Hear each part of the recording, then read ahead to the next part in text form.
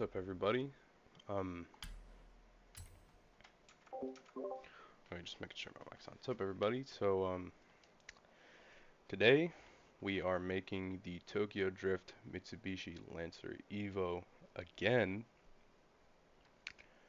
What I mean by again is the first time I made it, my channel probably wasn't even a year old, probably a few months old. Um, and I made some really weird decisions building this car. Like I engine swapped in like a V8 or whatever, just going for like the best like statistical like power stats and good handling and everything for the car. It didn't really make it a drift car or anything.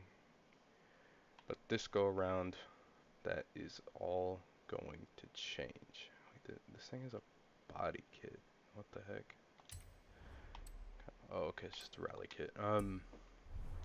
This go around, we have built this thing properly. No engine swaps. It's an actual drift, like mountain pass car. And we'll get right into it. So for the design, I just kind of found one because I'm too lazy to make a design this complex. Yeah, like I said, no engine swaps.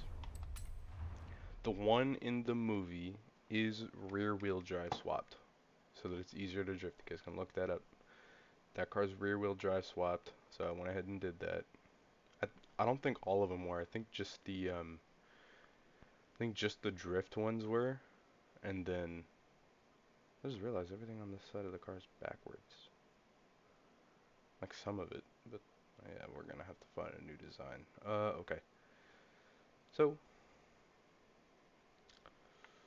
yeah, I don't think all of them were, but some of them did have that rear wheel drive swap, at least the ones they drifted. Then race front bumper, uh, C-West rear wing, stock rear bumper, stock hood, and the Varus side skirts. Now this is where you make the choice right here as for what you want this build to be.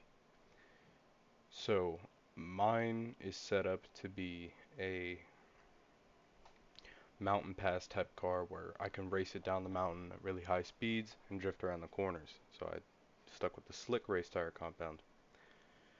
Now if you want like a drift race car, like a car that you can race it and drift it, which is similar to the mountain pass, but you need a little more grip on a mountain pass. But if you're just making like a drift, like a Formula D type car, you want to go with the semi-slick race tire compound so you get good grip and good sliding.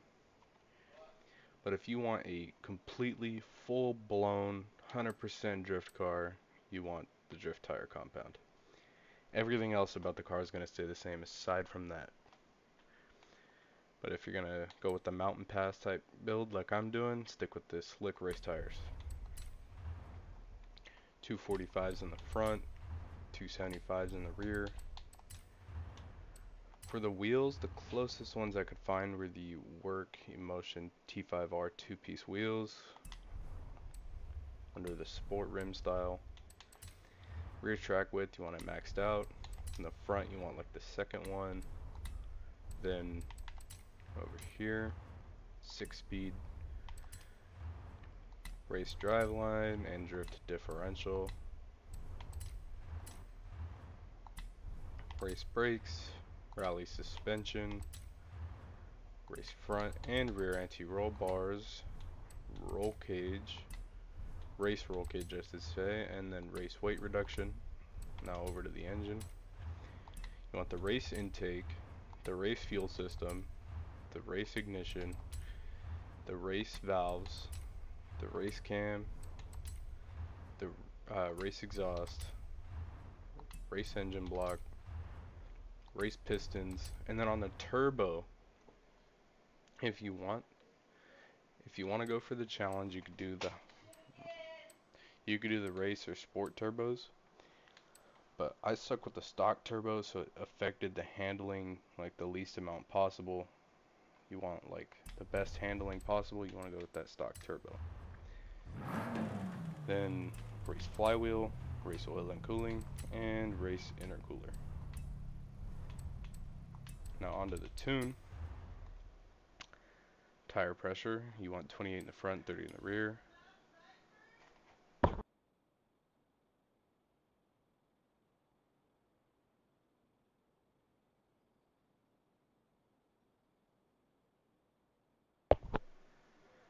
Okay.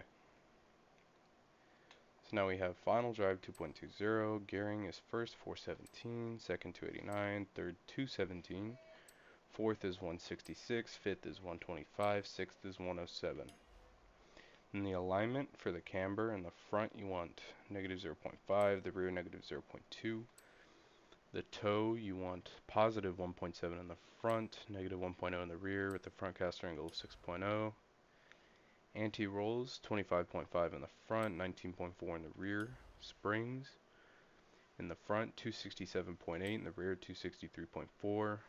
The ride height 6.2 in the front, 6.6 in the rear. Damping for the rebound you want 6.5 in the front, 6.0 in the rear. For the bump you want 4.0 in the front, 1.0 in the rear. Aero, it should be, you should only have the front end and it should be stock, the 251. Braking force 65% towards the front, the pressure 100%, or the balance, I mean 65% towards the front. Then the diff, if you went rear wheel drive like I did, 83% accel, 15 decel. Now we're going to take this thing for a spin down the old mountain pass. And yeah. After the video I'm going to find a livery that all the stuff isn't backwards on the passenger side. Or is this thing right hand drive? Is it the driver's side? I don't know. On one side all the text is backwards. Very irritating to me. I don't know about you guys, but oh shoot, nighttime and everything. Well, nighttime mountain pass run. Oh, this thing. Okay, so this is left-hand drive. Okay, so I was right. Passenger side.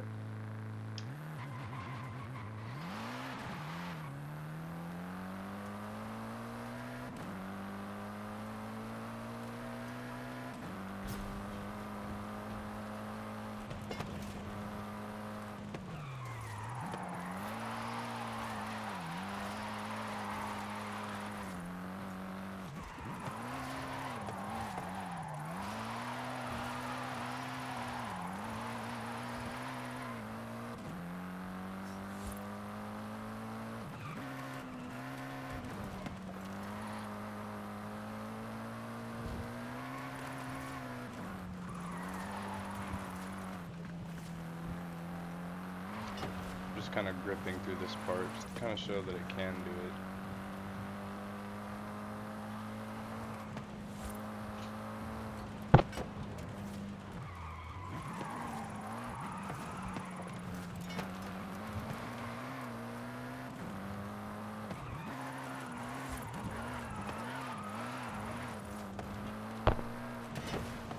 Alright, I'm good to go now. My brother came in, so.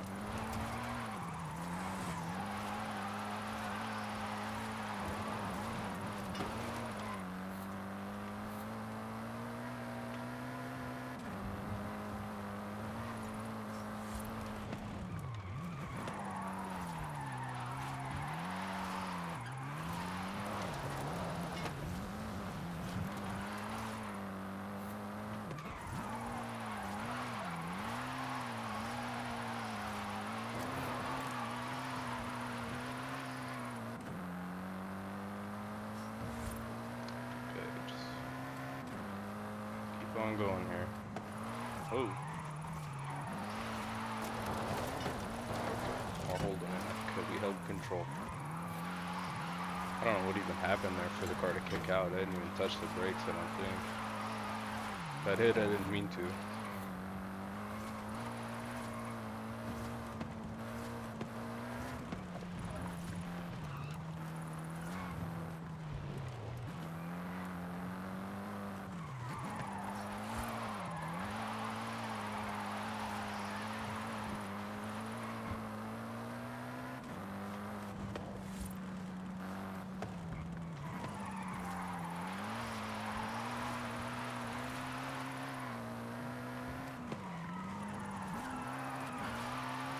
So, the way I'm drifting this thing is I tap the brake to initiate, and then if I need to like stabilize it, if it's like a little bit unstable or anything, like I might rip the handbrake just to, like right there, probably should have.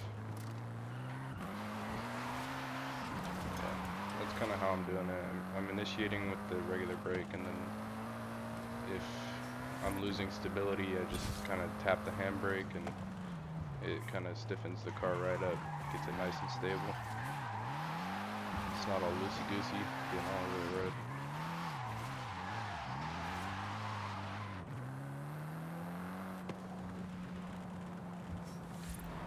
Anyway, that is it for me.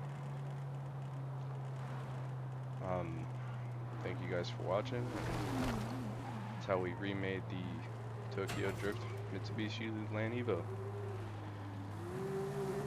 Going to end off today's video with some donuts, because that's how we end them all off. And I'll see you guys in the next one.